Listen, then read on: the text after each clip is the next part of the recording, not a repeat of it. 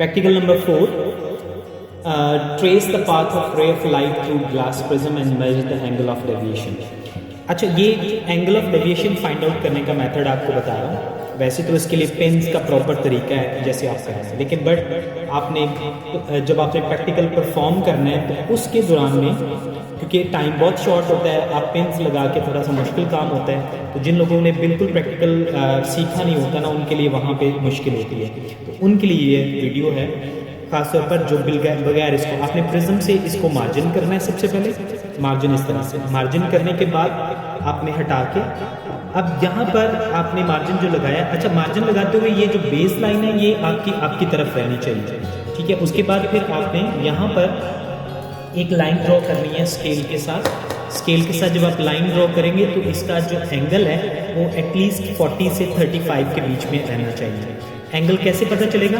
ये मतलब आपने थोड़ी स्लैंटिंग लाइन बनानी है तो वो 30 से 45 तक ही बनेगा। तो इस तरह से आपने इसका एंगल एक बना लेना है, एक लाइन ड्रॉ कर लेनी है। यहाँ पर 2 पॉइंट आपने मार्क करने, एक पॉइंट ए और दूसरे का नाम आपने पॉइंट बी रख लेना है, ठीक है। और ये पॉइंट जो है ये इसकी इंसिडेंट रे है। उसके बाद आपने इसको एक्सटेंड कर देना है ताकि आपके लिए आसानी रहे डेविएशन फाइंड आउट करने के लिए।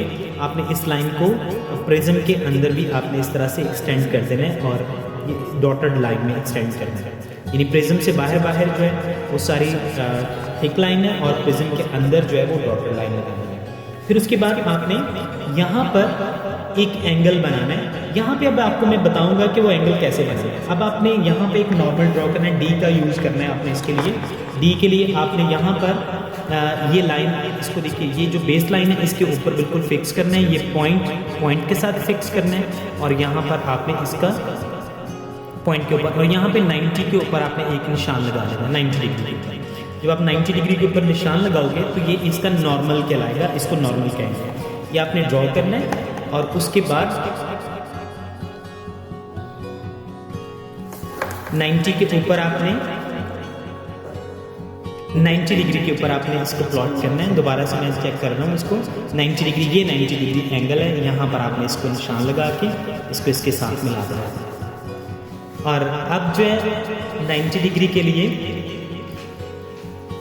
यहाँ पे ये लाइन आपने ड्रॉ करनी है, ये नॉर्मल लाइन, इसको डॉटेड लाइन में आपने लगाना है इस तरह से, ठीक है। ये डॉटेड लाइन लगाओगे तो ये आपकी जो डॉटेड लाइन है ये आपका एंगल ऑफ इंसिडेंट यहाँ पे क्रिएट कर देगी। दिस इज कॉल्ड नॉर्मल, इसको नॉर्मल कहेंगे।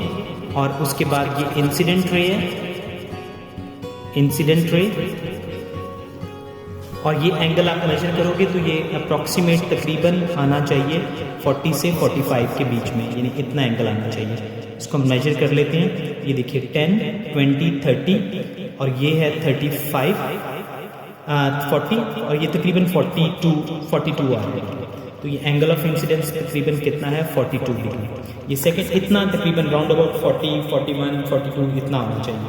अच्छा, उसके बाद आपने यहाँ पे जो एंगल बनाना है वो आप देखिए, यहाँ पे बनाने के लिए आपने डी को यहाँ पे रखना है, डी को, और यहाँ पे एक पॉइंट के ऊपर रख के एक 90 जहाँ पे आ रहा है ना, एंगल आपने बनाना है यहाँ पे 10, 20, 30 और 35।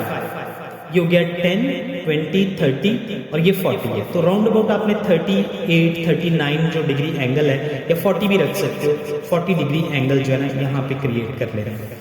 तो जब आप इसको इसके साथ मिलाओगे तो ये वाला जो एंगल है, इस लाइन को आपने इस तरह से स्केल के साथ मिला देना है। और ये जो है ये डॉटेड लाइन यहाँ पे होगी अंदर तक, और इसके बाद जो है यहाँ से आपने स्ट्रेट लाइन बनानी है। तो आपका मतलब ये, इसका मतलब ये होगा कि ये दूसरी लाइन आ गई जहाँ पे इमर्जेंट रे, इस रे को आप बोलोगे इमर्जेंट रे, इमर्जेंट रे। और ये जो है इमर्जेंट रे ए पॉइंट है और ये पॉइंट बी है। और ये वाला जो एंगल आया था ये हमारा तकरीबन 40 डिग्री था। ये एंगल ऑफ डेविएशन है, इसका नाम डी है, और ये इसका नॉर्मल जो है इसके ऊपर आपने ड्रॉ किया था। और यहाँ पे अब आप इसके ऊपर नॉर्मल ड्रॉ करोगे, यहाँ पे भी एक नॉर्मल ड्रॉ करना है आपने डी के साथ इस पॉइंट के ऊपर, बट उसका इतना कोई वो सेंस नहीं है, उसकी ज़रूरत नहीं है, लेकिन फिर भी आपने नॉर्मल यहाँ पे भी ड्रॉ कर देना है 90 डिग्री के ऊपर, और इस पॉइंट को इसके साथ मिला देना है। तो ये आपका जो ना मुकम्मल आपकी डायग्राम बन जाएगी जिस तरह की आपको रिक्वायर है उसके अंदर।